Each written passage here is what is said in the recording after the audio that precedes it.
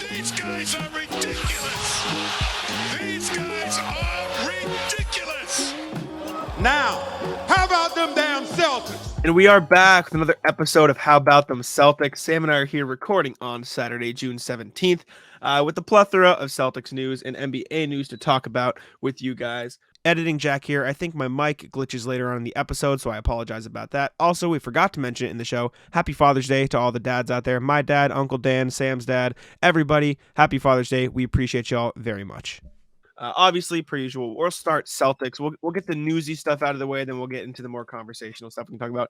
Danilo Gallinari picked up his player option with the Celtics, 6.8 million. I forget off the top of my head. And we'll be back with the team next season. Not surprising. You're not going to turn down MLE money after a season of not playing. But it'll be interesting to see how much playing time he gets in Boston next year, or if he gets traded at any point. An interesting situation, especially with the emergence of Sam Hauser as a shooter last season. Yeah, I would love to see if the Celtics title odds jumped up at all. Because they were second behind Denver, but now they might be first. Yeah, you think so? No. Yeah, you know in the head. Everybody expected this. Yeah. Gallinari was looking super cool on the sideline, better than Tyler Hero fresh throughout the playoff run. He had all kinds of outfits. He would have super cool suits. I think he wore like overalls one day.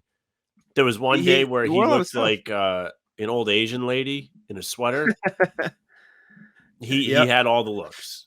You did get your money's worth out of Gallinari for year one. And he tweeted a million times acting like he was coming back. Yeah. I mean, it just makes sense. There's no even if he had signed with the Rockets or the Pistons or something, like you're not turning down that money at his age and after missing an entire season. 37? 35, 36? No, he's not that old yet. I hope he's not. He is 34 years old. We'll turn 35 on August. Oh, he's young. So, yeah. Well, maybe not, but compared to what interesting. I don't know how much playing time he'll get in the Celtics rotation next year. He's a nice regular season guy to have at the very least to give you some extra shooting, some extra height at the power forward position. But like I said, this is not news in the sense that it's surprising. It's news in the sense that we knew it was going to happen, and now it officially has. So Gallinari will be back on the Boston sideline next season, hopefully actually playing. But we'll see. Next up, we have the Celtics' potential inquiry into Detroit Pistons big man Isaiah Stewart. This came from, I forget, was it James Edwards who originally reported it? So there was something along the lines of someone talking about Isaiah Stewart, and James Edwards of The Athletic quote tweeted and said, the Celtics have made some sort of inquiry into Isaiah Stewart, but I would be shocked if he's not on the Pistons next season. Not saying that they're definitely not going to trade him, just he thinks he'll probably stay in Detroit. But that shows the Celtics have had interest in Isaiah Stewart and in tandem have shown an interest in acquiring another big man heading into next season. I like Beef Stew. I think he's fun. I think he'd be a cool guy to have. But from what Edwards is saying, it doesn't seem like it's a necessarily realistic thing. Just another tidbit of news. Well, him saying it's not realistic is the only reason why I would think it's not. Detroit just traded for Wiseman. They have Jalen Duren. Like, they have Marvin Bagley. A fair share of big guys, right? It's almost similar to Boston's guard issue where they have too many guards. But Detroit's got a couple young guys that they might want to get actual playing time. Not that Stewart's not young, because he is. And the Celtics could use a rotation big. We saw it in the playoffs where there were days where Rob Williams wasn't getting in and they really didn't have anyone else to throw out there besides Al Horford, and Horford looked tired or couldn't make threes or was getting beat by guards. And they really could have used an extra body to throw out there, especially against Philly when Embiid was, hobbling up and down. Yeah. Horford could have used a break. He did a pretty good job, but it wouldn't have hurt to have somebody else there. And also against Bam, of course, who killed them in parts of that series. So bringing in another big guy doesn't shock me, especially somebody like Stewart. Again, seems like he could fall out of the rotation in Detroit. It depends what Williams wants to do, but again, if James Edwards, who once interviewed me, says so, then you have to believe him. Of The Athletic. Very true. I mean, he was one of their higher up rotation pieces last season. He did not have an efficient season at all, by the way, for a big guy. No, 44% from the field.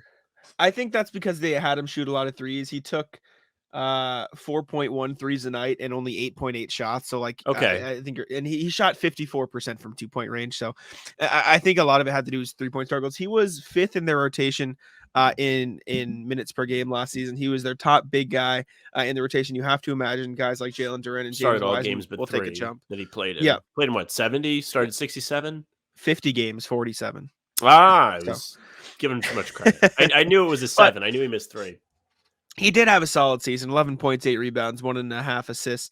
The biggest thing with Stewart is he's only 6'8". So if the Celtics are targeting big men, maybe you'd rather see them go after somebody a little bit taller, considering their current big guys aren't necessarily 7-footers either. Rob's only 6'8", 6'9", Al Horford's 6'10", 6'11". So maybe you want to see them go after a little bit more size. Kind of related.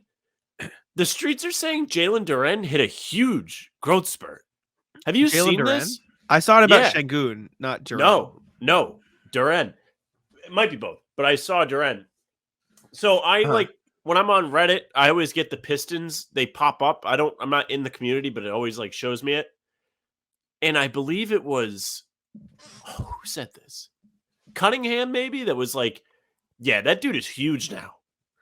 Interesting. Because I was just in love with Peyton, the fake mascot. I don't know. This is weird. I only say it's weird because I saw this exact same quote about Şengün, so I'm wondering if it's maybe the I Şengün thing. Yeah, maybe so. You might have got. Let me take a look. Tall as I saw something similar about Şengün. Yeah, Rockets Tari Eason said Alperen Şengün went through a tall growth spurt. I'm not lying. He's tall as F now. Yep. Yeah. And so I don't know who it's true about. But I saw it a lot about Şengün and I haven't seen it about Duren. It wouldn't surprise me. Either one. I mean, like, regardless of which one of them is taller, like that'd be I'm wrong. for the Rockets or Pistons. Don't answer that. I've been okay.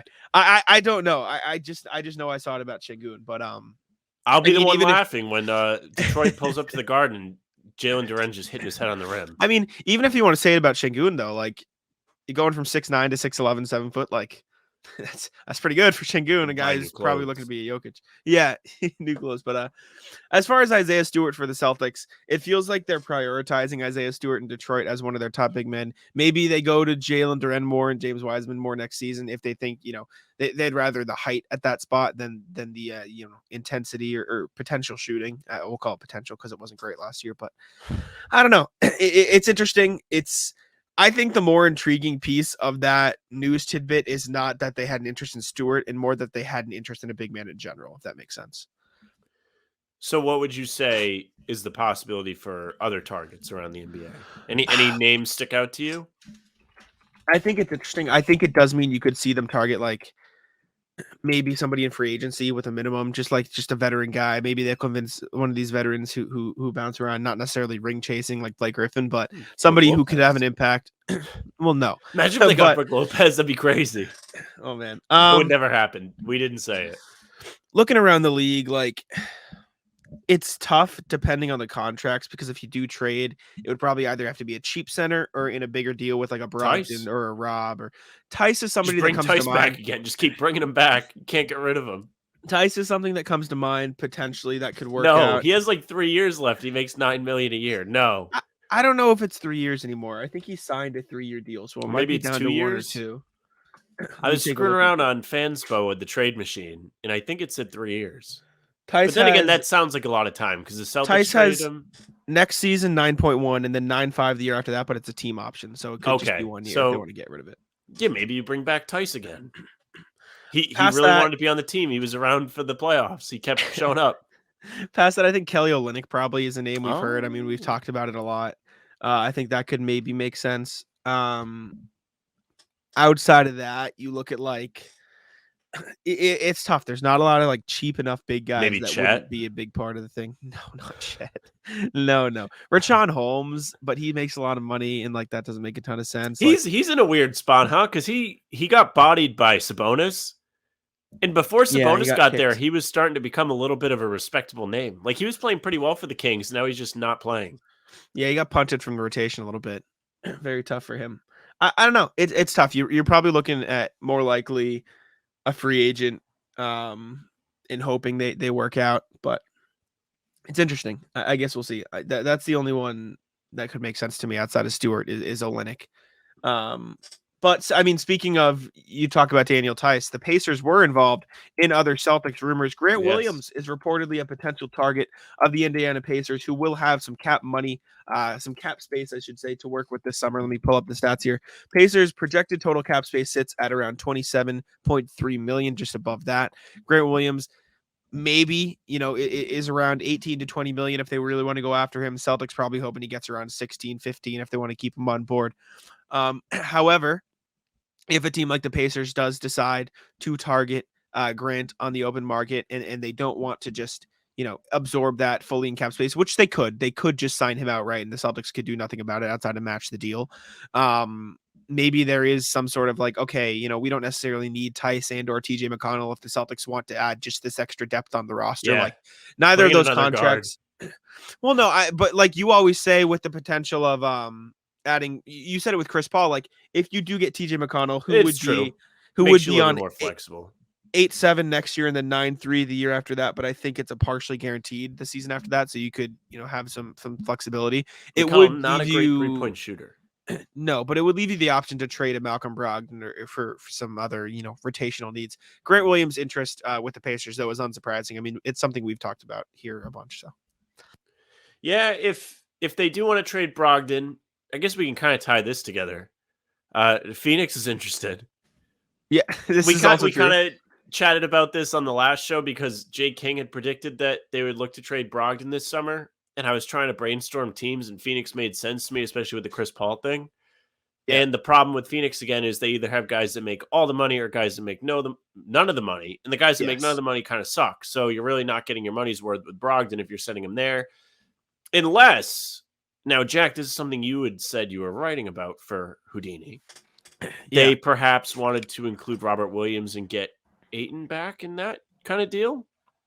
I haven't written that trade. I'm writing Robert Williams trades for Houdini because I think it's an intriguing possibility. I haven't written that trade yet. It is an interesting one. It does limit the flexibility of the Celtics. Yes. Rotationally, because Ayton's a back to the basket guy and you'd probably want him in a situation where he can be, the 2 or 3 option on the team. And in Boston, he would probably be more like the 3-4, depending on Derrick White's scoring night, depending on, anybody else on the roster just getting their touches. So it's weird. He doesn't give you floor spacing. He's a solid defender, but he does a lot of his scoring kind of a baby under the basket. Also true. There's nothing the Celtics need more. It's just more guys that are mentally weak. Yeah, I don't to say that the whole team is, but I mean, some of the things we've seen them do in the playoffs the last couple seasons have made you question it. Well, at the same time, they then earn your trust back by doing gritty stuff like coming back against Milwaukee and Philly, and then almost coming back 0-3 against Miami. Like you're like, okay, maybe these guys are strong, but then they play like they do in all the games they lost to Miami. And you're like, oh, these guys suck, and they hate playing basketball. Yeah, I mean, the Suns' interest in Brogdon. It's true. The Suns' interest in Brogdon makes sense. Like they do need maybe a point guard who's less of a ball dominant guy and more of can play off the ball, can shoot, and can also create his own shot if he needs to. That fits Brogdon. The Pacers' interest in Grant also makes sense. I mean, you talk about them having a guy like Tyrese Halliburton leading the way. Miles Turner had a solid season. Grant would probably pair very well next to Miles Turner. 2 guys solid on the defensive end, gives you a little bit of versatility at the power forward spot, can shoot the ball, gives you a little bit of grittiness. Like he versatility can, how defensively. Yes. Okay. All right. What else? I just wanted to make sure you weren't saying he can do anything on offense besides be a catch and shoot robot. No, defensive versatility. Once he starts trying to put the ball on the floor, it's like the circus music starts playing. He gives you defensive versatility at the power forward spot next to Miles Turner. You don't have to worry about Turner, getting on the perimeter and having to defend there as much. It'll help you out at the power forward spot. They were playing Aaron Nesmith and Buddy Hield at the power forward last season. They really need some size up front there. I'm pretty sure Nesmith is a power forward. Yep. They probably need some help up there. And in his defense, I know he didn't have the greatest season putting the ball on the floor, but he would definitely have more freedom to work with in Indiana than he did. That's even worse. That's really bad. I don't think it's really bad in the sense that the Pacers aren't looking to win a title. So come on, you know what I mean. Who was the play against? Was it Atlanta where he puts the ball on the floor and he's like screwing around? So the Celtics are going towards the left side of the screen in the broadcast, and he's in the near corner, and he tries to pump fake drive towards somebody and then kicks the ball out of bounds. I don't remember that, but I believe you. I think we pulled it up on the show like it was so bad. I forget what game it was probably in. Atlanta. It was probably Atlanta. But yeah, I mean, we kind of pegged the Pacers as a team that could potentially be interested in Brogdon as the year went on. The rest of the Brogdon teams that have cap space don't make sense. Sorry, Grant. Yeah. The rest of the teams don't really make sense. Orlando also been rumored. Orlando and Detroit were other ones that we thought could potentially make sense, but Indiana seems the most. Like, Grant isn't necessarily a guy you grab for a rebuild. He's a guy you grab where you're like on the cusp of maybe, competing for a playoff spot, and that kind of feels where the Pacers are trying to be at. So it makes sense. I think he'd be a good fit there too. I mean, you really want Grant next to guys that can handle the ball and get him open at 3-point line. And there's probably not many people in the league better than that than Tyrese Halliburton. Yeah, you're right. If they were to land Grant, the Pacers would be really sneaky putting together a really great 5-out. Good roster. Yeah. You have Halliburton, and then Grant and Miles Turner as the bigs with Buddy Hield still, and Nesmith. The choice of Mathurin, Nesmith, Andrew Nembhard had a really good season. Chris Duarte. They've got a lot of good guys wins on the there. Pacers I just named. How about that? I was surprised when you pulled out O'Shea Brissett. Yeah. Why? He lit up the Celtics. That's like one of those guys I'll just never forget. I know. He might not be there next season, though. Is he on the Vassivers deal? It's like Jalen he's Noel. A free agent. Yeah. Jalen Noel killed them that one game, and I'll just never forget it. Mm-hmm. But moving into some more Celtics news, this was the one where we can have a little bit of a conversation here. In tandem with the report that the Suns are interested in Brogdon, it came. This, by the way, was the Edwards quote tweet. I didn't want to spoil it because we had to get to this, but he quote tweeted Brian Robb's article about the Celtics looking to move one of the guards. Okay. Edwards, what did he say? It was the Isaiah Stewart thing. Oh, this is what he decided to get in on the conversation about. Gotcha. Well, yes, Brian Robb wrote an article for MassLive. It said Celtics are one of the most active teams in the league in trade talks ahead of the 2023 NBA draft. Not saying that they're trying to get into the draft, just they're in the trade talks. And this was the tidbit that held the most weight, in my opinion. Boston only holds the 35th pick in the draft, but the team is looking at making potential tweaks to the supporting cast around Tatum and Brown. Celtics are particularly loaded in the backcourt with Marcus Smart, Derrick White, Malcolm Brogdon, and Payton Pritchard, all under contract for next season, and the team is investigating moving a guard to improve other areas of the roster, per a league source. Pritchard has been open about his desire for more playing time during this past season in Boston or a new home, but the Celtics may find more financial flexibility to improve in other areas of the roster by moving a higher paid guard like Smart or Brogdon. And then just an add-on before we talk about it, Mark Stein put out in his reporting, Brogdon is more likely to be traded than Smart, White, or Pritchard in a trade. So that's interesting there as well. So the best part about all of this is a day later, Chris Haynes came out and posted the same information in an article on Bleacher Report. And everybody started sourcing that. And I was like, what are we doing? Rob had this the day before. I messaged you about it, and I wasn't like mad at you, but I just happened to see it because you retweeted it. And I was like, this is old news. We learned this yesterday. I think that's just a classic case of Haynes has a bigger reach. So more people probably just classic case of Haynes being late. He is never first unless it's Damian Lillard or like one of his buddy players. I technically broke that story before Chris Haynes did. I posted it on Houdini. I have sources that he doesn't, apparently. It's truly remarkable. Brian Robb. Just how consistent he is to report news that's already been broken. It's fantastic. But back to the actual point of this. It's cool that Brogdon's the one they want to move. One, because you can be excited. Two, because Marcus Smart remains. And, of course, Derrick White has balled out, and he's earned – I don't think that's ever been in question. I will say – unless the value's all-time high. Yeah, I will say – well, there was that tidbit at the trade deadline this past year that a lot of teams were interested in White, but the Celtics were like, you're going to give us like 2 to 3 first-round picks if you even want to get in the conversation, was like – perhaps – let's see. Do you know any teams that were specific to that? Oh, no, I have no idea. I just remember it being about – I can't even remember who reported. I just remember it being rumbling. But I think that an interesting perhaps part KD. Of this – yeah, okay. Yeah, I think the interesting reporting in here is you see Brian Robb talking about how, the tidbit of the Celtics might find more financial flexibility to improve by moving a higher paid guard like Smart or Brogdon, and then Stein saying Brogdon more likely. Like White's not even mentioned as a possibility to be traded outside of the fact that they're.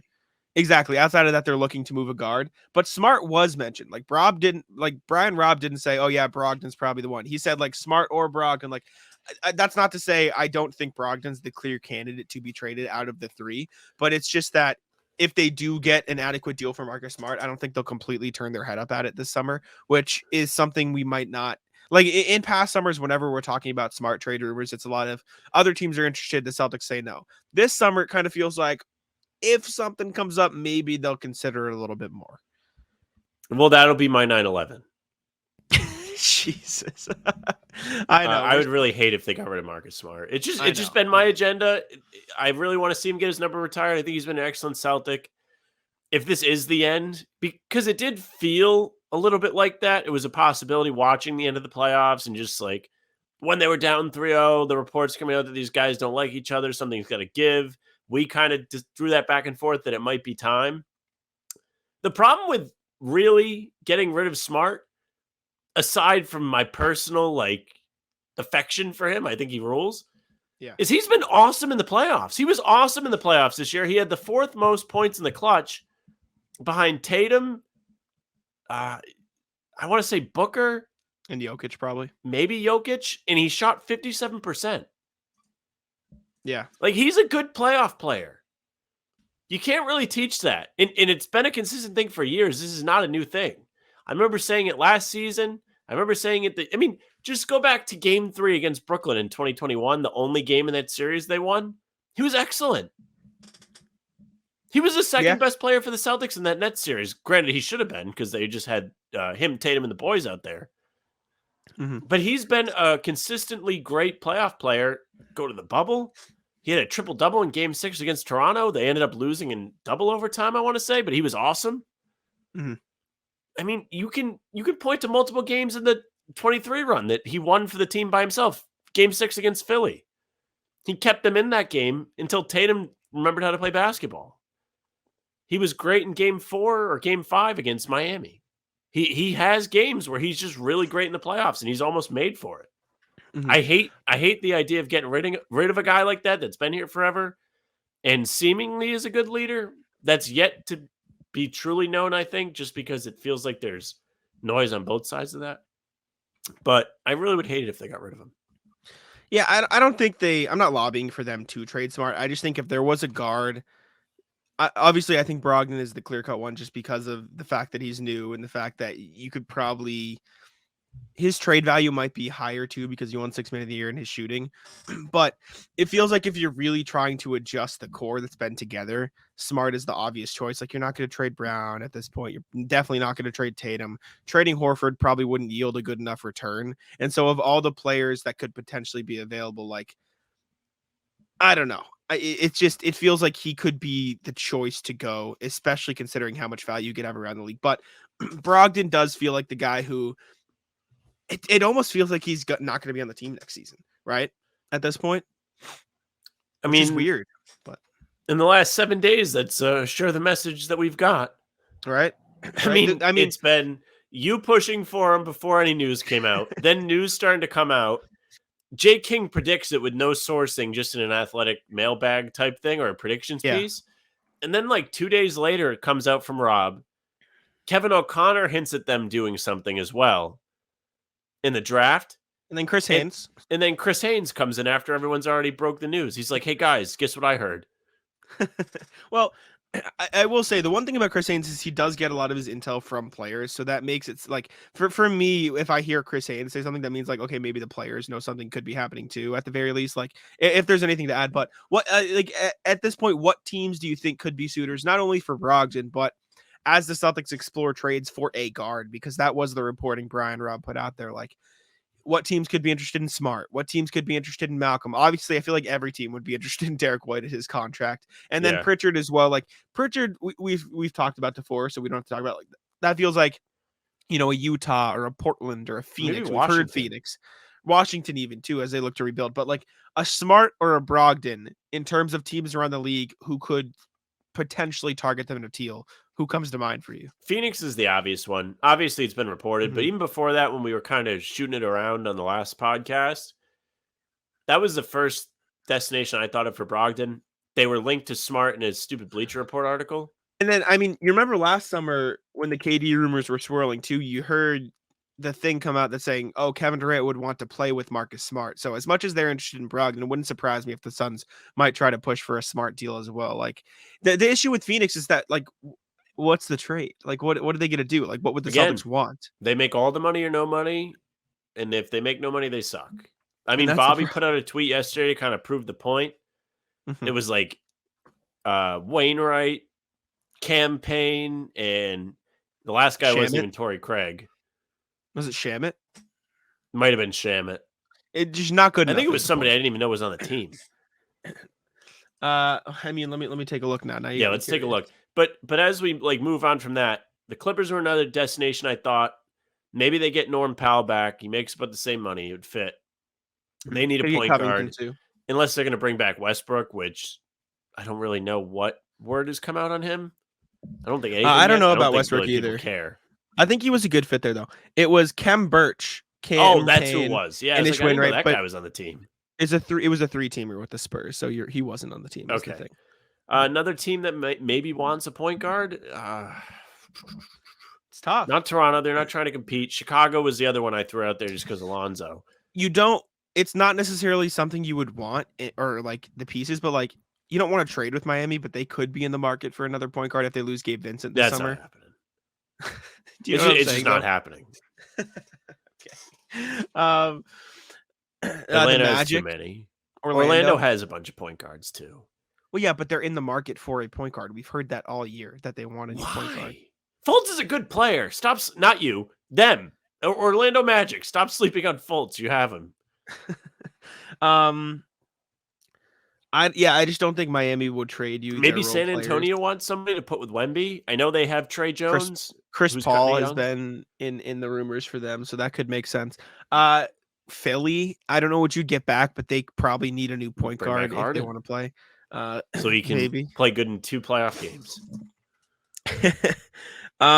Looking out west, obviously the Suns and the Clippers, like you said. Not that they would give you anything, but the Lakers probably want a point guard. It feels like the Timberwolves could be in the market for something. Mike Conley has been really good for them, and you have to imagine they'll try to roll him back out there. But if they want to put him into a bench role or plan for the future, adding a Brogdon or a Smart could make sense for them. It just what would you get back in a deal? I know they're not giving him up. I know that's what you're saying. Yeah, but Conley would rule. Conley would be cool. I mean, at that point, you're probably looking at a Kyle Anderson, Taurean Prince, and depth deal, which might not be worth it for the Celtics, or you're making it bigger, adding Robb and trying to get Cat in a trade. And at that point, like, would you sacrifice the depth for Cat? Ring up the Grizzlies. They might need a point guard. This is also true. They have Tyus Jones, actually. Tyus Jones is a goddamn good point guard. They'll be just fine. I don't know. Do the Pelicans need a point guard? CJ McCollum's been playing like that for them, but like they're a mess. Do you think they'd rather fill that role and trade you some depth? I don't know. That's weird. Smart for Zion straight up? I don't think so. The Rockets, no, not really. Yeah, it really feels like it's probably going to be if Brogdon or Smart gets traded. Like I think the Timberwolves are intriguing. I think the Clippers and Suns will probably be interested.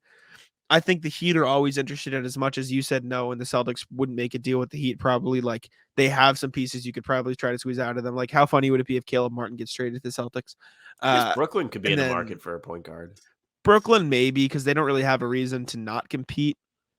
Like, would you do Brogdon for like Dorian Finney-Smith? I'd take Bridges.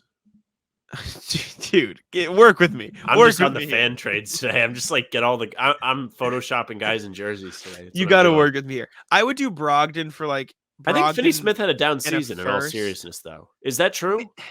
Maybe I would do Brogdon for like Brogdon and a second for Finney-Smith or something. He did have a down season. He didn't shoot very well. It's kind of the draw, but. I will say he did have a solid season in Dallas. Like he shot 35% from 3 in Dallas and it dipped a lot in Brooklyn. And I have to imagine a lot of that had to do with him just not playing with a real point guard. Yeah. Him not playing with a real creator. Well, I also think that is a type of player the Celtics could use. Somebody that can lock it on the defensive end. Even Royce O'Neal, like a package with Royce O'Neal. Royce O'Neal is a damn good player. Mm-hmm. That's a good little tidbit you just threw out. I don't hate that. Oh, I'm glad. I mean, You've at piqued my that point, knowledge. I think he was linked to Dallas, not in like a legitimate way, but it was like a hypothetical. I think Jake Fisher put it in an article because they're trying to move the 10th pick. And yeah, it was not Fisher. It was the Athletic. I'm sorry. And it was like the whole point of the article was like they need to put Bertans in a trade for this and get something medium back instead of like getting something kind of good back, but still having that terrible Bertans contract on their roster. And O'Neal was the player. yeah, which would make sense. I mean, He does a little bit of everything. They like him there in Brooklyn. Everything I've seen is positive on him. Yeah, I would very much welcome that. That is a great, great thought that you just threw out there. well, thank you. I appreciate that. I mean, if you Are the really Celtics wanted staying to, in the division? Don't think so. I think all that shit's overrated. I don't think that matters as much because the division doesn't fucking matter. Like I the think it divisions don't matters matter. in conference if the other team is competitive, like Miami is. I don't think division matters. I'm kind of just being a shithead. Yeah. I mean, if you look at the contracts on the books in Brooklyn, like you could probably make something work. It would probably have to be like O'Neal and Patty Mills. The tough thing with Brooklyn is they still have to match contracts because they have Simmons' big old deal on the books. They have Joe Harris's deal on the books. Like as much as they are a rebuilding team, technically, in the sense that they traded their 2 top players, they don't have cap space to work with in trades. So they wouldn't be able to just say, "Oh, we'll take on Brogdon's contract for O'Neal." They would have to match it because they have too much money on the books. And so at that point, you're probably looking at like it would probably make more sense for a Dorian Finney-Smith and Patty Mills because that would match salaries. Or if you want to get bigger, you could try to do, okay, we'll take Finney-Smith and O'Neal, but at that point you'd have to include more than just Brogdon because that's a lot of value they could be getting back. So it could get tricky in that sense, but I do think Brooklyn has good pieces to offer. It's just what's their interest level in Brogdon because he seems more like a player that would help a team compete rather than they would help a team just be like, oh, we'll try to be a middling playoff team right now. And so that's I think where it gets a little bit tricky. Although I do like the pieces they would have to offer. Outside of Brooklyn, like we said Phoenix, we said the Clippers, we said the Timberwolves, maybe. Toronto's weird. No. Because Toronto's trying to get I believe they're trying to get on the 3rd pick. I think I saw that come out somewhere. Didn't see that. Well, I think they're headed in a different direction. I don't think they're trying to get competitive. Where'd you see that? I forget who. I see. One sec. Let me look at this. This will probably have sourcing here. Athletic Shams reported that the Pelicans are trying to trade for Scoot Henderson. The Ringer also indicated the Pacers and Magic could look at a trade. The Washington Wizards have explored trades. The Ringer. It came from the Ringer. Sorry. I knew I read. Yes. Raptors and Wizards have explored trades for a top 3 pick. I mean, they could put together a nice little offer for Brooklyn there, honestly. Like you throw Siakam, Anunoby in a deal. I mean Portland. Sorry, Portland. Yes. What did I say? Brooklyn. Toronto. Brooklyn. Yes. Sorry. I mean, they could put together a nice package. Siakam and Anunoby for Anthony Simon's 3rd pick and Nurkic's contract. Like, yeah, they can get pieces to help Portland legitimately compete. Do you think Dame, Siakam, and Anunoby would make noise in the West? I think that'd be a really good team. Yeah, they'd be competitive. Very. You have to think both of those guys on Toronto were impactful when they were in the bubble. And they played yes. Siakam was kind of shit in the bubble against the Celtics. Siakam's been a lot better since, though. He's been Anunoby was playing alongside Lowry, who was the best player on that team. Yeah. And he was helping them compete. He was making impact. He made that 3 that gives everyone PTSD when they see that dumb replay. Yeah, they could fit. Makes sense. Mm-hmm. I'd be for that if I'm Portland. I'm unplugging. Siakam's had a very good 2 seasons too. He just wrapped up a year where he averaged 24 points, 8 rebounds, 6 assists on 48, 32.5 shooting. Right? Was he All NBA? I'm not sure. He got selected. He is 2-time All NBA. I don't know if he got it this past season. I don't think he made it in this past season. He was an All-Star this past season. Maybe that's what you're thinking about. Maybe that's what I'm thinking. He made it last year then. Yeah, because I think All NBA was Tatum, Giannis, Jalen, Randall, Butler, LeBron. I think those are the forwards on All NBA this year. Who was the last guy? LeBron. Remember? Oh, that's right. Yeah. Yes, we talk about this whenever we talk about this whenever you bring up Laurie whenever you bring up marketing, we have the same conversation. Dude, this is can you hear the rain? No, is it loud today? Yeah, it's coming down. So if you see my face freeze on the screen, that's why. That's funny. That's funny. All right, I think that wraps up our Celtics looking to trade 35 guards minutes. conversation. June We talked 17th, a lot about that. And we talked nothing about the draft. Videos still coming have- at you tomorrow Yes. and Wednesday. Maybe Tuesday's pod will have draft stuff too. But we've got some draft stuff coming. Make no mistake. Yes, we do. And we still have a little bit of Celtics to talk about before we get into the NBA. We have Celtics trade ideas coming out of Celtics fans. Celtics fans submitted trade ideas to CelticsBlog. Jeff Clark posted them for Topic Tuesday. And let's make this fun. We're going to take a look at them. All right. I will rank each proposal from 1 to head in the microwave. Okay, so 10 means it's terrible, and 1. I think 1 should be head in the microwave, and 10 should be good trade. I think we should flip the how scale. upset I am with the trade. 1 to what do you mean? Microwave. Okay. I'm not that upset by it, or I want to put my head in the microwave. Okay, sure. Okay, so the first one is somebody we talked about. Can we pull up the video I texted you?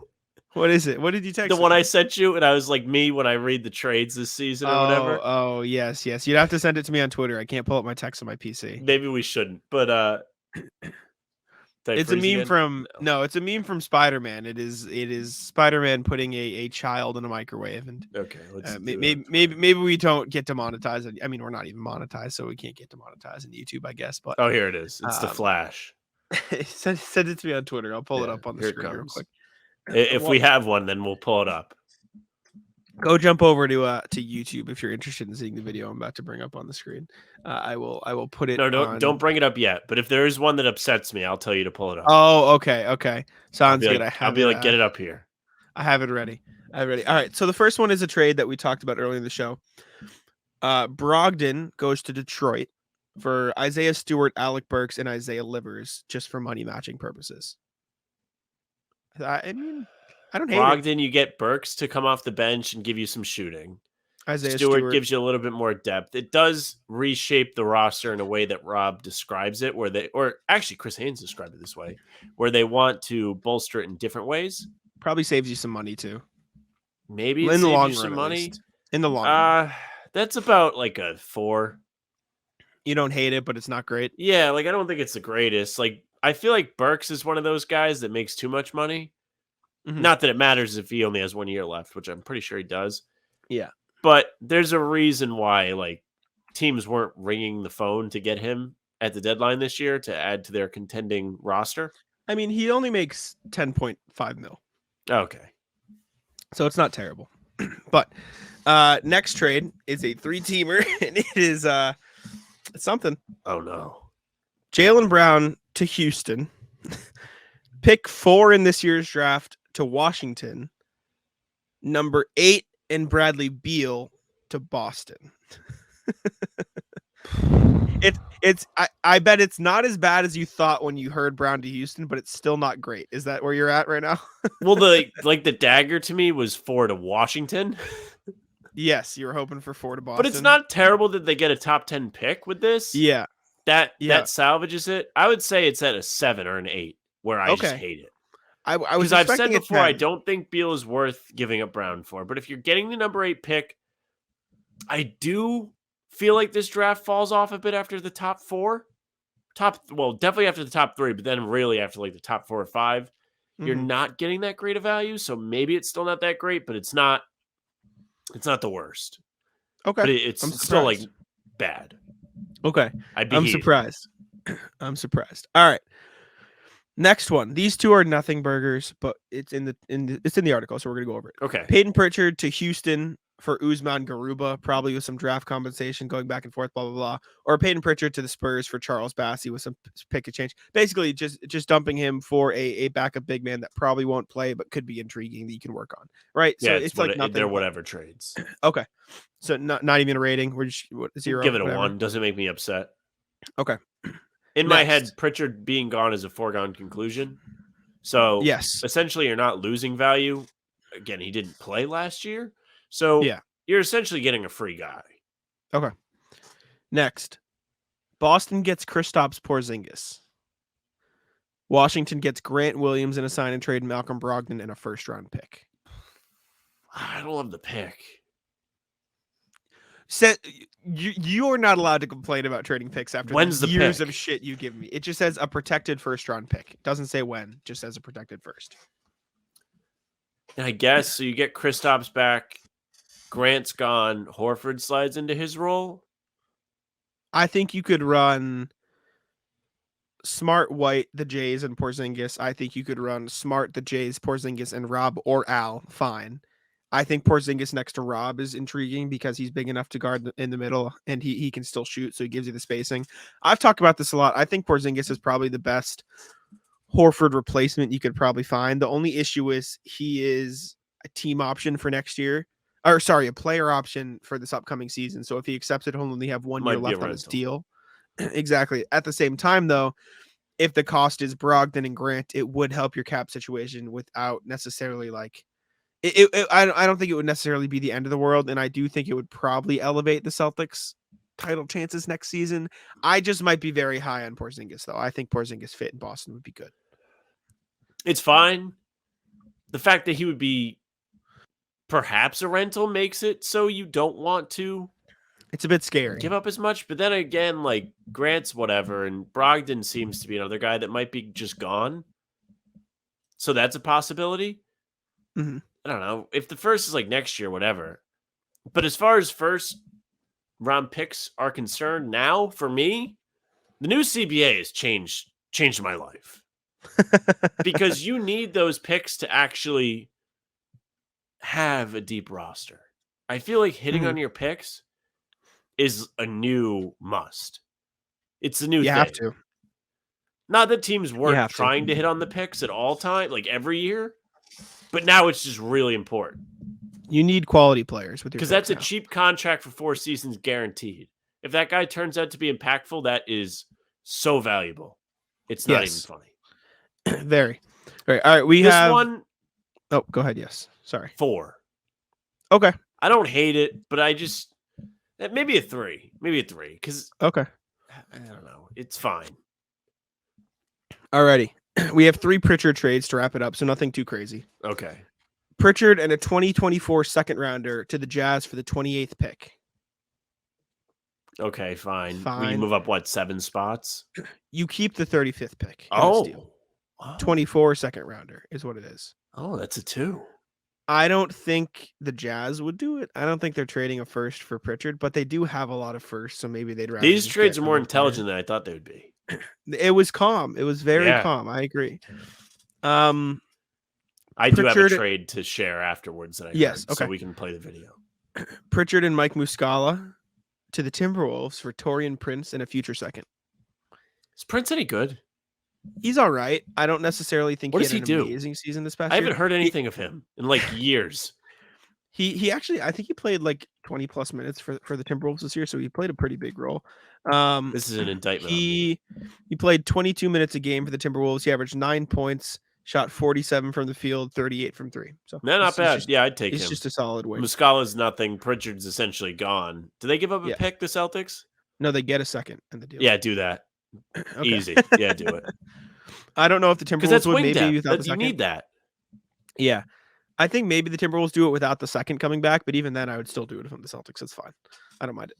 Last one, Pritchard and Brogdon to the Clippers for Powell and Robert Covington, and then in parentheses it says or Batum, but just one of those forwards.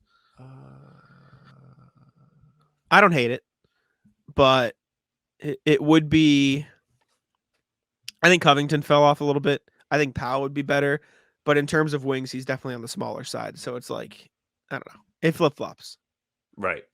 So, thoughts? I honestly didn't hear any of that. Pritchard and Brogdon for Powell and Covington. Pritchard and Brogdon for Powell and Covington. Yeah, I mean, I already pitched the Powell thing. Yeah. So the Pritchard and Covington, I guess you have just more options. Mm-hmm. You turn Pritchard into somebody you could use, even though, again, like you said, Covington hasn't been great. Yeah. It's fine. Yeah, I'd probably do that. Okay.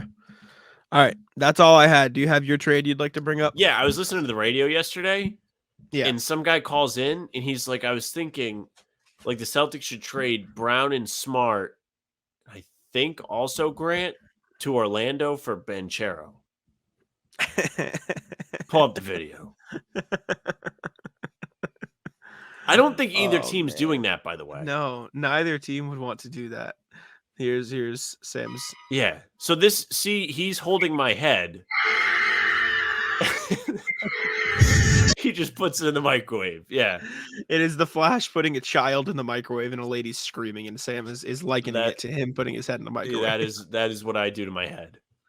There we go. Yeah, no, that's a bad trade. Not, like you said, I don't think either team would do that trade. Yeah, I don't think nobody's doing that. No. All right, switch the background. All right, it is time. Let me update the timestamps first so I can get my editing straight. It's time for NBA talk. We have actually a decent amount of NBA news to talk about. This could be a longer show, for you guys. You're welcome. But that's good because our Sunday shows have been good shows. So and we appreciate you for that. Tell your friends. Please do. All right, let's get some of the more baseline NBA news out of the way so we can talk about the juicy stuff. Bulls are gauging interest in Zach LaVine trades. None. You're rude for. I still think LaVine should have more value than. I think he has more value than Bradley Beal. He should have more value. Beal makes a ton of money too. Yeah, I know, but I think LaVine's better value, or at least he should be. I think. I mean, they're both whatever to me. I think the same teams that are interested in Beal should be interested in LaVine, though, if that makes sense. I guess. LaVine has been in the league for 9 years. He's played 4 playoff games. It's not all his fault. It's not. It truly is not.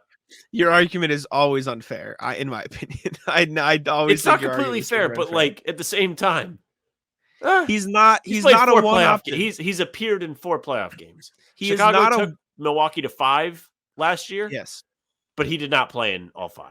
He is not a one option on a playoff team, and that's the only situation he's ever been put in. A playoff team at all? If he's making $60 million, he should be able to be at least I'm not saying he doesn't make a lot of money. I'm saying it's not fair to use his lack of playoff games as an indictment on how good of a player he is. Sure it is. If you're paying a guy $60 million, then he should be able to appear in more than 4 playoff games in his whole career. For the same reason you can't judge LaVine on his playoff games is the same reason you can't say Payton Pritchard's better than Zach LaVine because he's played more playoffs games. That's just not how it works. It's not the same. It is the same. You're basing player goodness on playoff games appeared in. That has very little to do with the player. If you're comparing and more to do with the teams that are around. If you're comparing 2 players that are making X amount of dollars, a similar range, playoff games are a fair instrument of measure. So what do you want the Bulls to do? Not pay him? Like just let him go? There's nothing they can do. Like if they don't bring him back, they lose him for nothing. And if they don't pay him that much money, then he's just like, that's not how it works. Not every team is the Celtics where they have the luxury. This isn't about Chicago. It's about, I wouldn't want to trade for him. So you wouldn't want to trade for Beal either then? Not really, no. Okay, fine, I've come out and said that. That's fine. I thought you were sitting here trying to tell me that like Bradley Beal's like infinitely better. Like Chris Haynes just came flying in, by the way. What did Chris Haynes say? Phoenix can offer a trade package of DeAndre Ayton and Landry Shamet to Washington, but it's believed a Chris Paul Shamet deal is what it would take if Beal chose to force his way to the Suns with his no trade clause. So it sounds like Washington doesn't want anything except for salary flexibility. All right, well, let's just jump into this then. We've talked enough about Zach LaVine for this podcast. All of 3 minutes. Reporting the Suns and Heat are finalists for Beal. This was Shams earlier today, right? Yes. That came out. Yep. Saying that those two were the finalists for Beal. Keith Smith putting it out there saying the Suns would probably be more cap relief. The Heat could probably offer a better package. Now, Chris Haynes coming flying in, like you said. Phoenix can offer a package of Ayton and Shamet for Washington, but it's believed Chris Paul and Shamet is what they want. Exactly. This is a contribution. From the sounds of that, it seems like they just want a salary dump. And in the same vein, Anthony Chang of the Miami Herald saying it's expected the Heat are trying to get Beal, without trying to give up Hero, which would be big for them as well. That would probably, I have the hiccups, probably be Lowry and like Oladipo or something, I assume. Duncan Robinson, maybe. That wouldn't give you. They might want to keep him. Though. Why? Who? Duncan Robinson? He was okay in the playoffs. Who? Miami. Oh, I thought you meant Washington. No. Like Miami might not want to include him if they don't have to. And that's why especially I said I think Strus is a free agent. Yeah. Yeah. I don't know. It gets tricky there because you have to match Beal's massive salary. I will say, though, depending on what, it would probably have to be Robinson to match salary. You're right. Because Beal makes almost $50 million, which is crazy. But you could get something done where it's like, man, Lowry makes 29. Oladipo will make, if he accepts his player option, which he will, right? He makes 9. Then you throw in. I'm trying to think of a way for them to do, like, if they trade Lowry, Oladipo, and Caleb Martin for Beal, they could still technically do Tyler Hero and Duncan Robinson for Damian Lillard. That'd be crazy. You know what I'm saying? Like, I was. Yeah. If there's any team that could pull that off, it would be them, because then they would just find 10 more guys off the street that would drop 30 points in a playoff game. Actually, they could technically. I would have to look into it. Depending. Is there some really good junior college kid you know about that's just going to join that team? I would have to look into it because I don't know Washington's financial, situation to a T. But they could probably do something like, okay, we'll give you Lowry. You sign Strus for like 15 mil a season. Sign and trade him to match Beal's trade. Hero and Robinson and Oladipo or whatever for Dame and all the picks. Hey, if they can manage to get this done without trading Hero, pull the video up. Miami has a world of possibilities available to them. It's crazy that Washington just wants nothing, but at the same time, like, it does make sense. It makes sense. It frees you up. It frees you up a lot.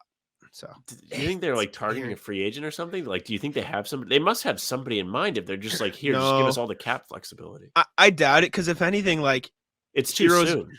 Hero's gonna win you, like, I think it's less the cap flexibility. It is that, but I think it's also at the same time, like, Hero's gonna win you X amount of games because he's like a solid player, right? Well, I'm not talking about him. Oh, you mean they don't want to take somebody like that because they want to Exactly. They could just completely bottom out. Because, I mean, realistically speaking, how many other teams around the league are going to completely bottom out next season? Probably not many. We're talking maybe San Antonio's probably done sucking. Houston's done sucking. Like, there's a lot of teams that are Toronto's going to bottom out. There's a lot of teams that are kind of ready to not suck anymore. I agree, but even like Toronto, like, how much can they bottom out without being too good to completely bottom out? Like, you look at the Raptors, they could trade Siakam, they could trade Anunoby, they could let Pirtle walk, but they'll still have Scotty Barnes. So I still think they would win more games than the Wizards. Like, the Wizards are in a really good position to beat the worst team in the NBA next season if they trade Beal for nothing and or picks. That's about it. The Hornets are going to be good. The Magic are going to be good. The Pacers are going to be good. The Bulls are in the middle of nowhere. Nets are going to be good. The Bulls might be really bad.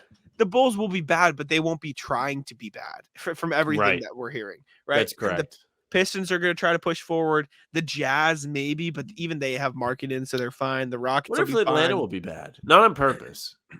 But, like, even if they're not on purpose bad, they're still not going to be bad as a Wizards team without Porzingis, without Beal, with, like, Denny of Diaz. I'm not saying they can be worse. This is just turned into, I wonder what teams are going to suck. Because there really aren't a million that stick out.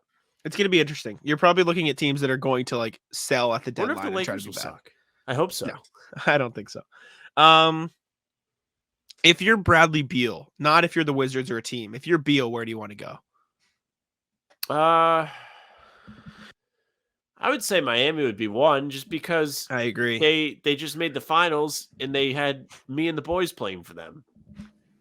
I think Miami is the more intriguing option. I think they have the better coach.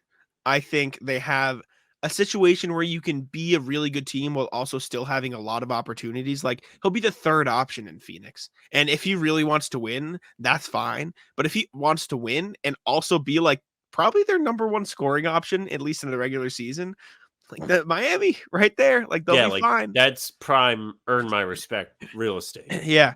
And past that, like I said, even if they don't go out and get Dame, trade Hero for, an Anunoby package. Trade Hero for another. Yeah, Hero's not the team. You know what I'm saying? That's what I feel. Beal could come in and replace Hero's production, and then they could go get a really, really good depth piece using Hero's contract. Like, the Heater, as much as we get mad, like, I know we don't necessarily hate the Heat. You dislike that they beat the Celtics, but like, it's hard to hate them. I think they have annoying players. Hero, one of them. Sure, but like you can respect the organization. They're in a phenomenal position going into this summer. They're in prime this could not have gone better for them, except if they won, because Hero didn't play. Like, you made a finals without Hero. That's a $30 million per year contract that you can now move. Yep.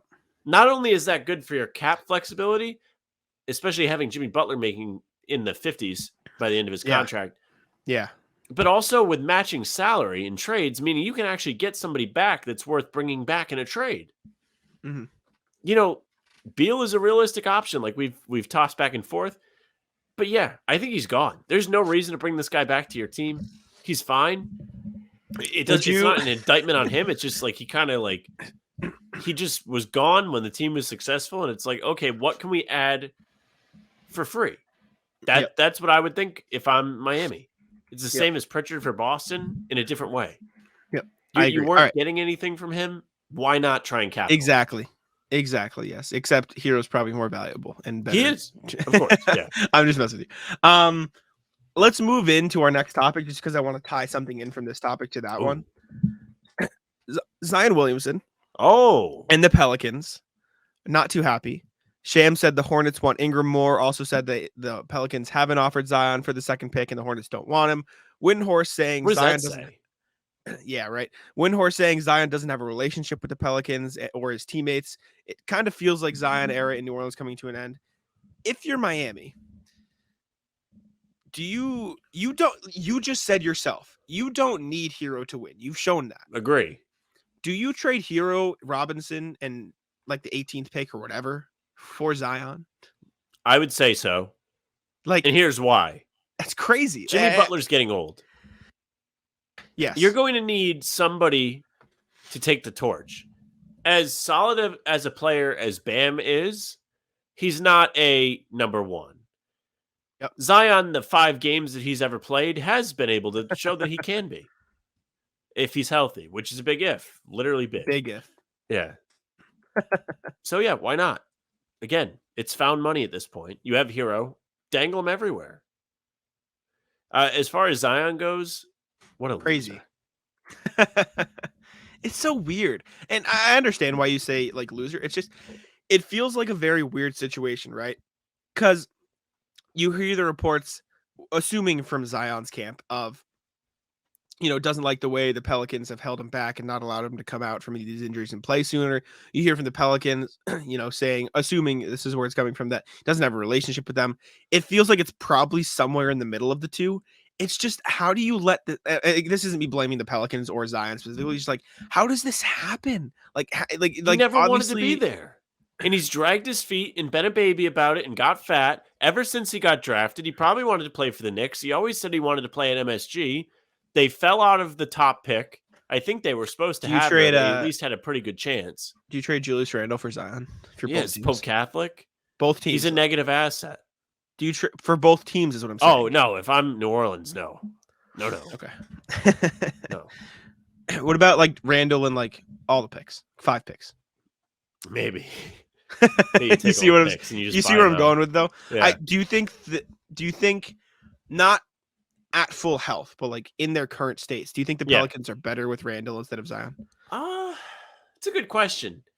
I think so. All the Randall trashing aside, like you've seen him actually be somewhat impactful. And what you said was interesting. I think we were talking about Beal maybe going to the Knicks, and you were like, yeah, if you get another guy that Randall doesn't have to handle the ball and they can just kind of give him the ball in his spots, it might make a bit more sense.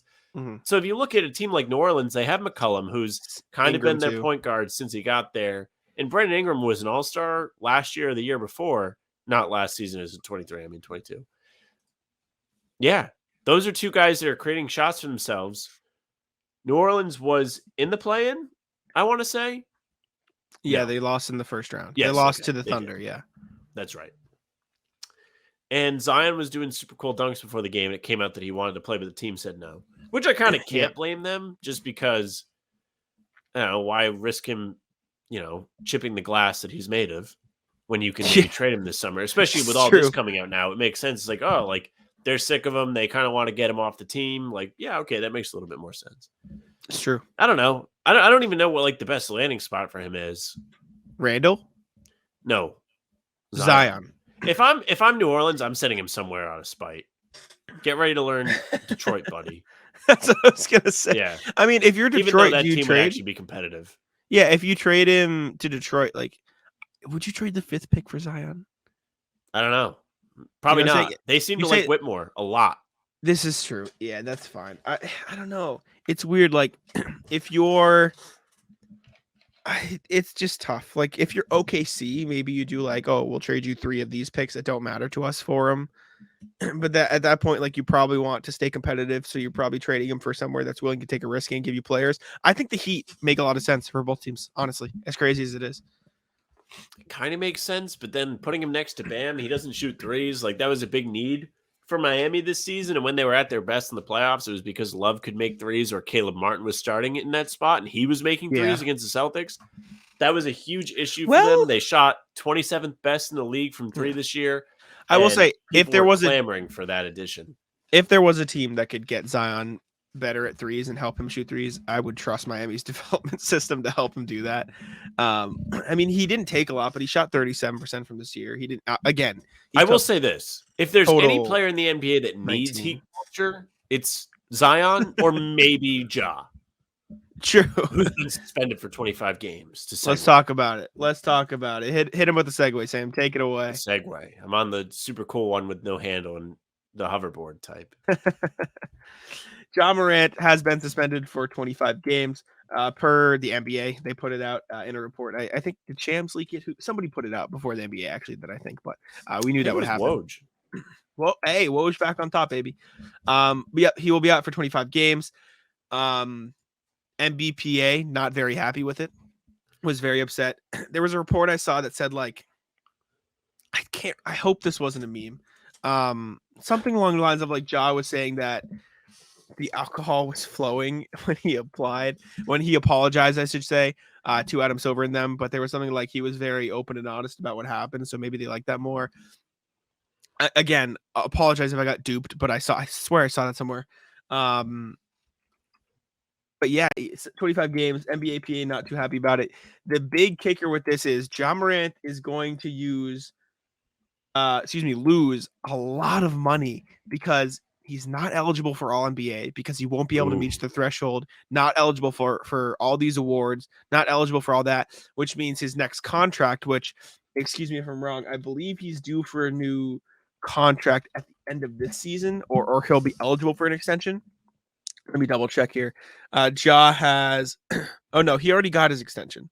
So I saw somewhere that he could lose a lot of money. Maybe he loses money incentive based. Yeah, maybe he loses incentives. Like Ja could be affected by this because he won't be eligible for All NBA and all that stuff. So what do you make of the suspension? Probably too much. But at the same time, we kind of danced around this last time. Okay. And it's less about what he actually did and more that they said don't do it again and he did it again. Yes. So if you're the NBA, you kind of have to double down and be like, okay, like we're not tolerating this. But I don't know. I just feel like this is stupid. I found it. Okay. It was from Sam Amick of The Athletic. It's quote. Ja Morant reportedly blamed heavy drinking for his bad decisions in Colorado during a meeting with Adam Silver, Joe Dumars, and Tamika Tremaglio. They heard him blame the poor decision-making inside the Glendale, Colorado strip club on heavy drinking, recalling how the events of that night were also fuzzy because the booze was flowing so freely. They believed him when he shared a message that was both humble and contrite. That's from Sam Amick at The Athletic. So. And then he said, I'll do it again. Hey, evidently so. Evidently him doing it again is just dumb. So, like, should he be punished for dumb? I guess. Like the guy in the Patriots, he got caught with a gun in his bag going to the airport. 2. Yeah, I think like if you do something that's like dumb that like none of us would do, it should be more punishment. So maybe I double back the suspension is too long. I also think the difference is like one Jack Jones thing, like one is very blatantly illegal, trying to bring it on a plane. That's true. Yeah. But the context is very similar. Everybody knows don't bring guns on a plane. Yeah. Ja, and now everybody knows don't put a gun on your Instagram via the NBA. Yes. That's the rule. Yeah. They said don't do this thing, and he did it. I think, like you said, this is, sorry, not to cut you off. I think the suspension derives more from him showing up the NBA rather than the actual incident. I don't even know if it's him trying to show up the NBA. I know what you're saying, like where they were like, don't do this thing, and he did bad the one choice thing of they words. said don't do. Yes. But I don't know. It's just I could go either way. I think in a vacuum, it's stupid. Like, whatever. He didn't hurt anybody. Even though they've reported like he tried to fight a 17-year-old before, which is something else. Yeah. Maybe you do like 15 games. So if he plays literally every other single game, he's still eligible for All NBA. But like it would probably be harder. You know what I'm saying? Like maybe you don't directly take it away. Maybe you like make it real hard for him to reach those incentives. Maybe that I don't Imagine know. if they did something like more harsh, but like it didn't screw the team. Like he has to play for free. They help the Grizzlies. Or like, never mind. If they like to say, okay, it's 17 games. So if you want All NBA, you have to play in literally every other single game. That would be kind of funny too if they made him play literally every game. Yeah. Hey, it'd make their money back. It'd make some money. I don't know. I agree. It might feel a little bit too long. Like 25 games, when you hear 25 games, you're like, oh, 82 games, that's not that bad. It's a third, like 30% of the season. Like that's a big chunk of the season. It takes away incentives, All NBA availability for Ja. I understand why the NBPA is upset. He didn't technically do anything illegal. I know you've talked about like maybe it's illegal to have a gun. I don't know all the gun laws. There's some legality. It's questionable from a legal standpoint. It's on the line. And it definitely is a bad look for a league that's trying to like broaden their audience and grow as a league. Like probably not exactly the image you want out there for one of your star players, especially a star player. Like let's be honest here.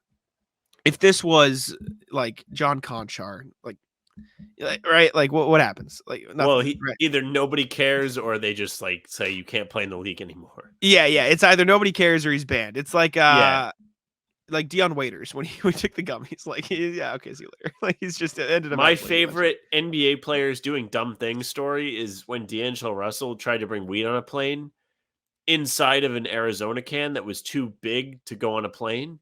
Like when you fly, like you're only allowed to bring I think 10 ounces of liquid, if that much. Yeah. And it was like a 20-ounce can. So he tried to smuggle something illegal inside something else that was also illegal.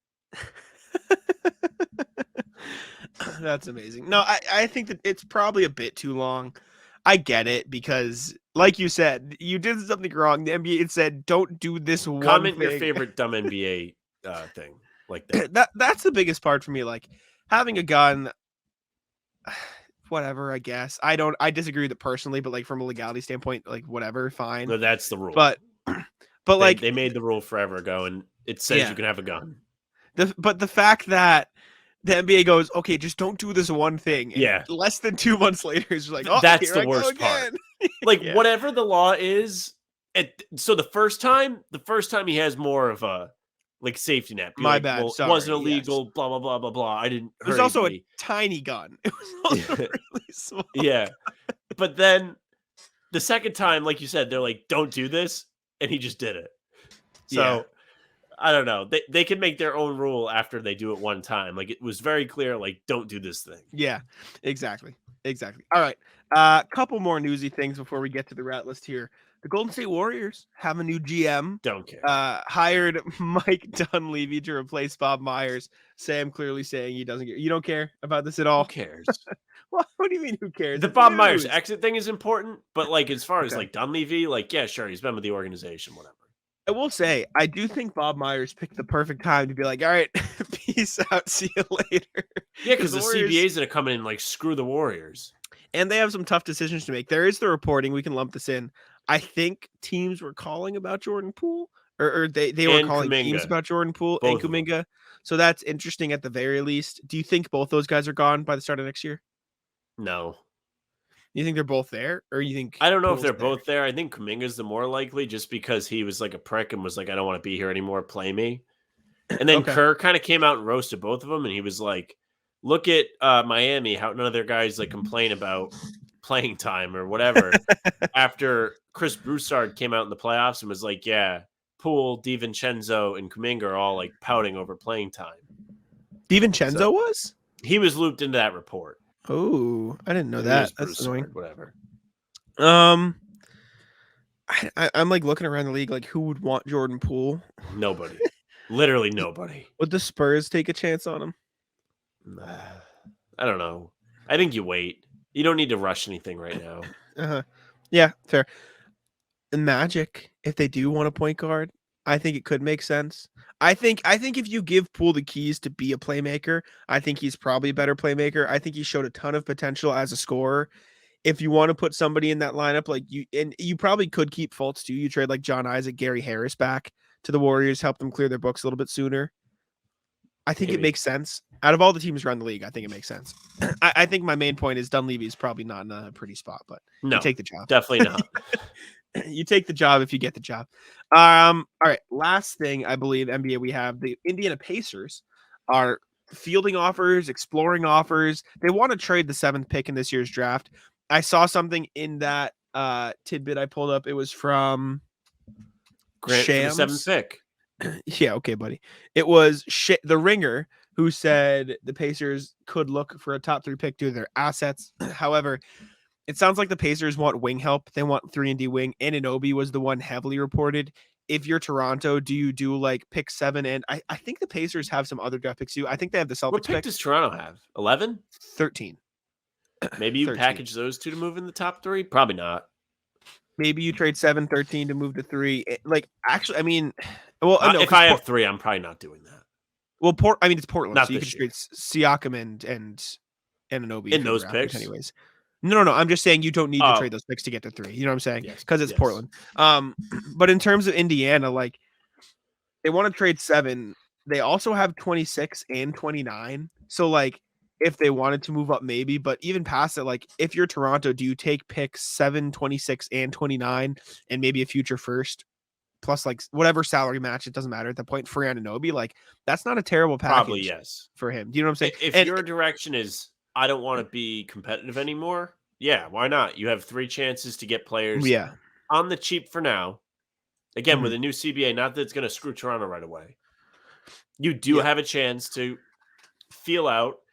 Can this guy help me for cheap? Can this guy help me for cheap? Can this other guy help me for cheap? You have all these different options. Now, I think late first. Would you rather have a late first or an early second? Doesn't the contract change? It does. It's just not guaranteed. Like it's only like 2 years versus 4. Or maybe you'd rather have like future picks at that point to like maybe they're higher than 26, 29. But I think the Pacers have a good offer for him.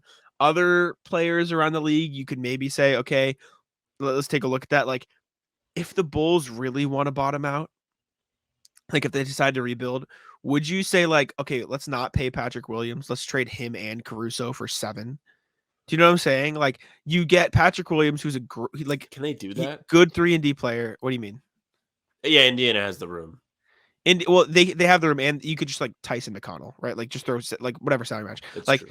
They want a lot for Caruso, so maybe throw in an extra first, but like a top 10 pick, like that's a good deal. And then whatever you get back for your other guys, I'm not saying they will bottom out, but that give Indiana a lot of the defense they're looking for.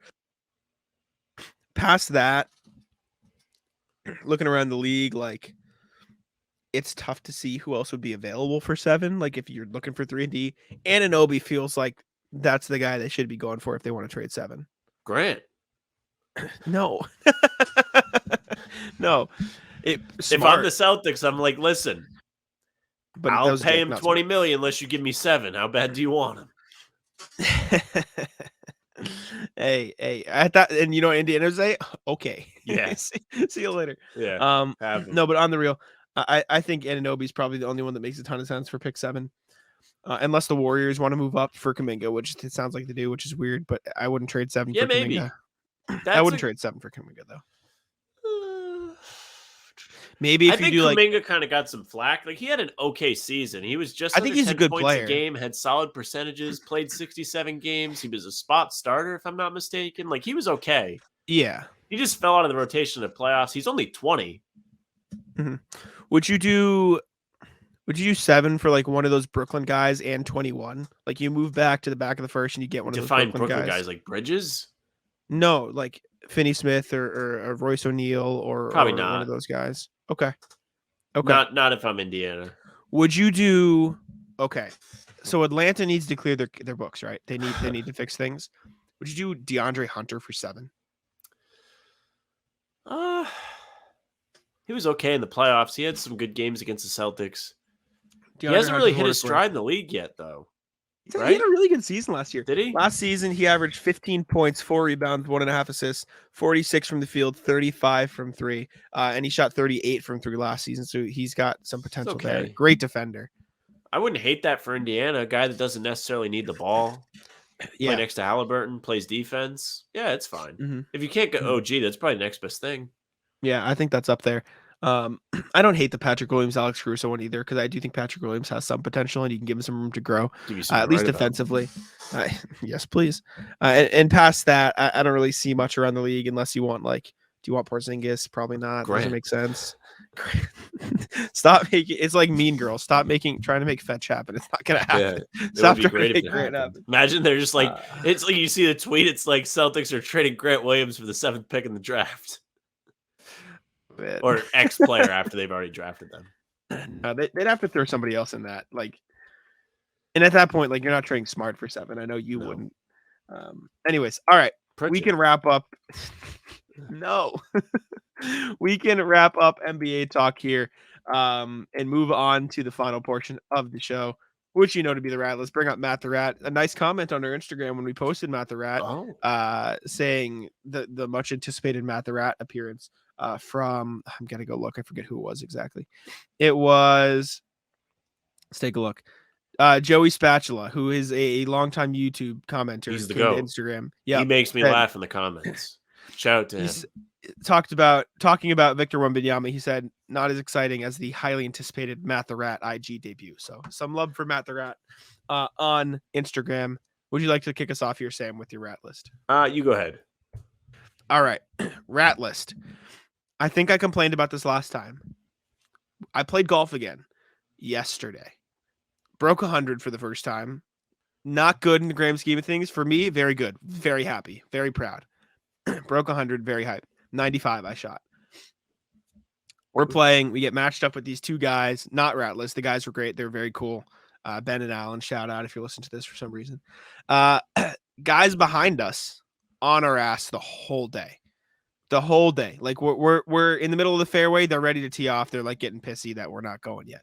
Right. But there's also groups in front of us. So what do you expect us to do? At the turn, which is after 9 holes, you can go in, you can get a bite to eat, you can use the bathroom, then you go to the 10th hole, right? We let them go by us and they just speed through us. And this is not younger kids playing super fast. They're 70, right? They're just playing super fast. But the thing with older people, they don't hit the ball very far, but they always hit it straight. And so they're always on the fairway. They're always going. They both have carts. Henry and I, my brother, were in a cart. The people we were playing with were pushing carts, they were walking, but they were behind us. They played so fast that by the time we finished hole 11, so we played 10, we played 11. By the time we finished 11, they were off the green on 12 already. So we were teeing off on 12, they were already gone. They were on 13, 14. They were just speeding through, and it pissed me off. It pissed all of us off because they're right on our ass the whole time. I tell you, it's the curb annoying. Where Larry kills Norm. Yes, it was very annoying. Very annoying. Yeah. You ready for summer back talking about golf? Golfing again on Monday. I found my new hobby. I love it. I will say though, my arms are tomatoes. You can't see it on the camera. I get burnt very easily. Yeah, you wouldn't know it. Very tan. My burns turn into tans, but yeah, I do burn. Yes. So okay, you ready? Yes, rat list. LeBron. Oh, who could guess that LeBron would be a rat? So after the Denver Nuggets parade. And there was all that stuff with the Lakers.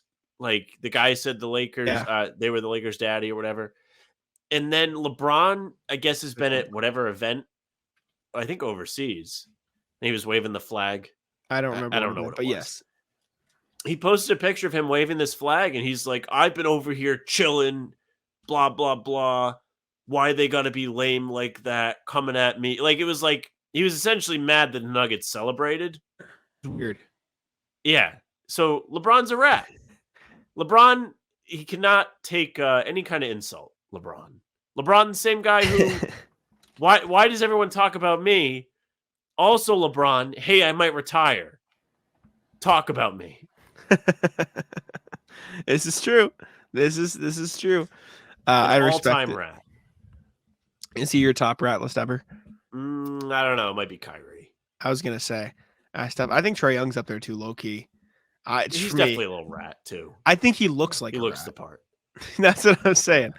What else can go on? Zion's the fat rat. I forget. Oh man, there's some like Disney movie where is it Snow White? Ratatouille?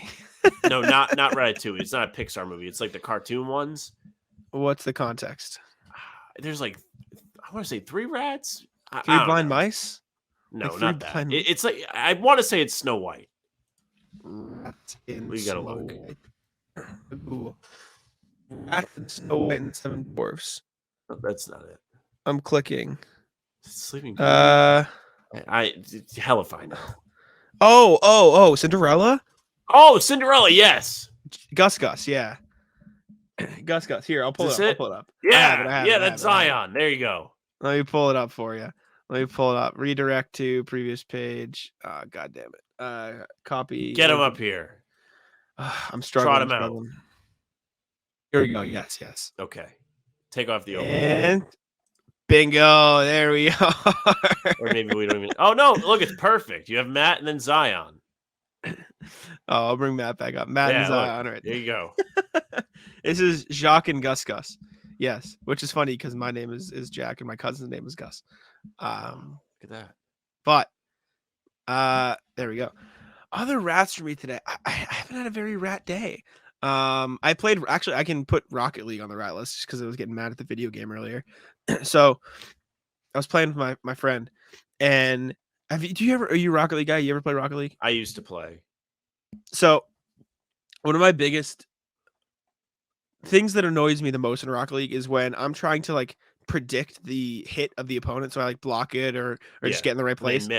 They miss. Yeah. And I'm sitting there saying, you are so bad that it worked out for you. And I just get so angry because we'll like lose 4-0, but every single goal is just them missing the ball. And then the second person's like, oh, look at this open net now. And I'm getting mad. It was a disaster. I got diamond today, and then I fell back down to plat because it's pissing me off and we lost. Rocket League goes on the rat list. People are so bad they're good go on the rat list. I think I've told the joke on here before. I'm at the point where I don't have time to be good at multiple video games anymore. And so you choose MLB? Yeah, but like your life is pretty good if you have time to be good at multiple games. Yeah. I'm not good for what it's worth. I'm not good at Rocket League. I'm okay. I do it for fun. I'm not really good at any video game. Like you're pretty good at the show. I'm mid at the show. I'm okay at like I'll play like League or Valorant, and I'm not very good at it. I peaked. I'm not good at video games anymore. I've gotten to the point where it's just fun. I'm not good at them. Yeah. It's tough to play competitive games now for me because I just want to relax. Let's see. Do I have rat list, my friends. Here's why. Now I could be in the wrong. This can be a rat list court. Okay? I'll let you know. So Thursday night, after we recorded, we did all those shows. Thursday night, we go out to get wings. Okay? It was known that I would be late because we were recording. So I'm like, hey guys, I'm going to be late, whatever. I was like, I will be there, but I will be late. Because I wasn't sure what time everything was going to work out for us if I was going to finish in time. But once I knew, I was like, yeah, I'll be there. And I had to get Frank. Because Frank, he needed a ride that day. So I got him. And I show up, and their food is coming to the table. Wouldn't you be like, hey, we're about to order. What would you like? Yeah, ratless runs. Yes. Yeah. Yeah. And then they all looked at me like I had 10 heads. I literally messaged the chat. I was like, do you guys want to order? Like, do you guys want to know what I am going to order in case you want to order? Because don't wait for us. Yeah. Did not get a response. Instead, I arrived to see a plethora of wings as I was very hungry. Yeah, no, you're in the right. And I was thwarted. They were like, well, I don't know why you're mad. What do you mean you don't know why I'm mad? Was Frank on your side too because he was with you? No, I was the only one. But Frank was with you. Frank didn't care. Okay. No, that's ratless. You should just be a kind human.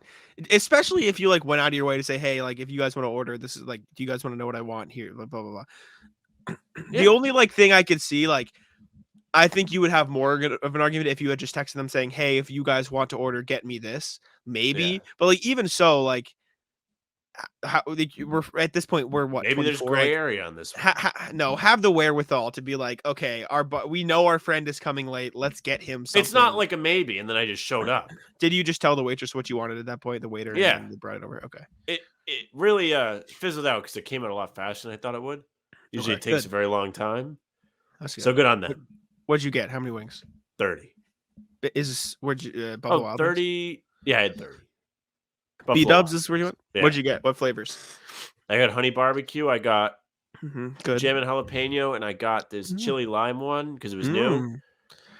I'm a fan of the Asian Zing. Yeah, fire. That's one of my. My nose was stuffy, so I just really wanted something to make me not stuffy. Oh, then I showed spicy. Okay. Meetings the next day. Also, rat list. I show up at 8:30 for an 8:30 meeting, and they're like, "Yeah, we're gonna start at 9." Yeah. Not a rat list. That's not great. Really that's would have liked to had the extra sleep. But then my nose was running. So ratless my nose. And I'm like in this meeting of probably like 20, 25 people. So like I'm still noticeable. Like I can't blow my nose. Yes. So I have a pile, a clump of tissues. Not clump. I'm trying to think of like the right word. A reserve? Stack? Okay, sure. A reserve of just like paper towels, not even tissues, that I had to take from the bathroom just so like when my nose starts leaking, I like kind of clean it up. That's a yikes. Yeah. Yeah. It was tough. That's very tough. Disaster. That was 3 quick hitter rats for you. That's all I got. There you go. That's all I got too. I didn't have many hour and a half today. Happy Sunday. I'm very excited. Anti-ratless golf. I'm very excited to golf on Monday. It's my new hobby. It's a new hobby. And hey, I don't walk because I'm lazy. And well, actually, I don't want to ratless anybody for this, but I told you how I quit golf walking. Before, right? Yeah, no, I quit golf. So like Henry and I used to play a lot when we were kids. Like we remember it was the par 3 course. Like we'd go play out in the town near us, and we'd play a lot. And by the time I'm like 14, 15, I just quit. I'm like, okay, I'm done, because I would always play with Henry, my dad, and my papa, and they were always a lot better than I was, and so I'd get really frustrated because I sucked, and so I just quit because I wasn't having fun. And I'd like my papa lived on a golf course, and so it's like his house was on like the 6th hole, so I just play 6 holes, then go home. I just be like, all right, see you later. Which now that I appreciate golf again, I regret, because the course was fucking beautiful. Like it was Florida, it was a country club, it was so nice, and I really regret not playing it more because it was so nice. But I started playing again during COVID because it was like outdoors, and you could play with friends because it was outside, and you wouldn't have to worry about like being in close quarters. And I started to appreciate it more. And so anti-ratless golf, because I like it and I have fun now. Ratless Henry for being too good at golf for me. Even though I have caught him. He shot a 93 the other day because he hasn't fallen asleep yet. No. No, he hasn't. And I'll tell you a story when we jump off, because I don't want to put him on blast on the air. But yes, he didn't fall asleep. But I think that will do it for us today. We appreciate all of you guys for tuning in. We're just a few subscribers away from 500, which has been our goal for the summer. So thank you very much for that. So thank you very much for tuning in. Like I said, we very much appreciate it. Subscribe to How About Them Celtics. I'll put it back up on the screen for the end of the show, as the colors are very vibrant, per usual. Subscribe to How About Them Celtics. We appreciate it. We talk about NBA too. So if you're just an NBA fan, still tune in. Handsome Guys Talk Hoops. We're releasing every other day. Podcasts out Tuesday, Thursdays, Sundays. Yep. NBA reaction videos every other day. Check this out. 5 stars on Apple and Spotify. And if you don't want to do that, be mean to us in the YouTube comments if you must, or just be nice. Maybe just be nice. I'll let Sam wrap us up. Yeah. Thank you very much for listening or watching. If you're watching here on the YouTube, make sure you subscribe, hit the notification bell so you don't miss any of the daily videos. On top of that, leave a like and comment on the videos. Love reading the comments. Always have a good time. Usually the best part of the day. If you're just listening, that's fine too. Make sure you follow us on Spotify or Apple. Leave a nice review like Jack said.